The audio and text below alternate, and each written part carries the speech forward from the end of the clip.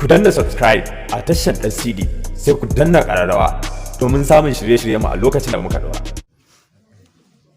Assalamu alaikum jama'a, wannan bawan Allah da kuke gani shine wani abin al'ajabi ya faru da shi. To game da wani abu da ya faru da shi ba a sani ba, yan iska ne ko masu kwacin Kidnafin ne ko yan Kidnafas ne, to ba mu sani ba dai. Gashi nan za mu je daga bakinsa. Assalamu alaikum. Amin alaikum salam. Bawan Allah, me ya faru da kai? Abin da ya faru da ni a hakikanin gaskiya, ni kaina abin ya bani mamaki sosai, ban taba zato ba kuma.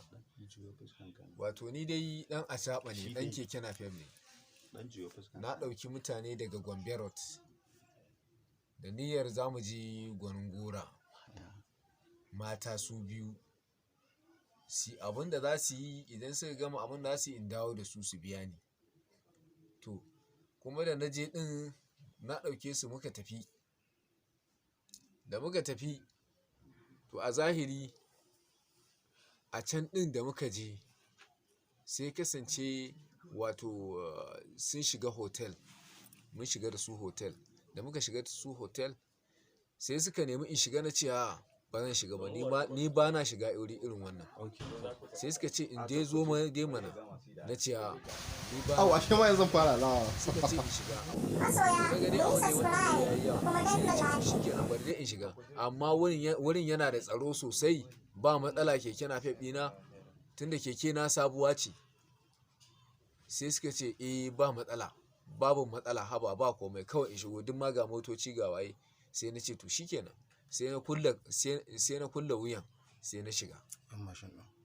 To na shiga, to da na shiga nan Allah da ikon shi sai suka ce sai suka kawo kujeru guda 3 da desk guda 1. Wai yaya in zauna a cikin ɗaya daga ciki. To sai na zauna sai aka ce meye za a kawo min in sha. Sai na ce a kawo min Maltina. Sai na kawo Maltina, sai aka kawo Maltina. Sai ɗayan sai aka kawo mata hot. Ɗaya kuma aka kawo mata ita ma Maltina ne ko? Maltina. To shikenan ni dai ina shan wannan Maltina har dai na shanye.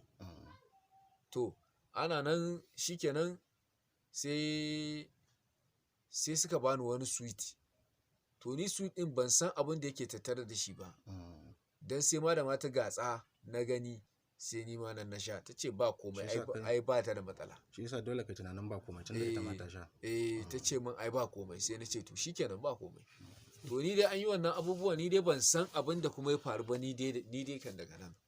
Shikenan mutanen nan sai ana nan kawai, shikenan sai na fita daga haici na. Sai na zauna zogon, suka ce menene, sai ta aika a kawo min indomi, aka kawo min indomi. Ka ce kuma? Na ci indomin. Da na ci indomin, to shikenan sai na yi zugum, sai kawo min ruwa Mountain Dew na sha. Da na sha ruwan, to ni dai daga nan ni dai ban san ni a inda nike ba, a waye nike, na mutu ne ban mutu ba, Allahu alam. Yawa to abin da ya faru kenan. To sannan kuma dai daga nan ni dai sai dai na yi zugum, ina kan kujerar nan dai na yi shiru ina nazari. Can sai na ji ɗib. To ɗib ɗin nan da na ji kamar numfashi na ne aka ɗauki. Ban san a inda nike ba tun matsayin ranar Lahadi. Ranar Monday ban san a inda nike ba, yaya waye. Na tashi jikina ranar Talata, na ji jikina nan duk ciwo, na ji waye, amma babbuge ni a nan kwankwaso. Na kwankwason ma ni ya fi min wannan ga ciwon kan dai haka dai da sauransu. Ciwon kenan ga wannan. Ga sunan haka dai. Duk gurjewa. To yanzu haka nan ban san a inda nake kaina. Wato duk wannan ciwon dai baka sanya aka yi ka same su ba. Ban san a yaya na same su ba, sai dai kawai dai ji ne a ofishin yan ƙato da gora. Ina cikin kwali. Na shafa na ji dai ban ji dai katifar da nake kwanciya ba. To abin sai ya daure min kai. Kuma ban san a hancin da nake yanzu haka, idan ina tafiya ni ba dan maye ba, ni ban taba shan ko sigari ba, ballantana wiwi ko giya. Idan ina tafiya sai in rinka ji na ina yawo, ina layi ina yin layi ina yawo.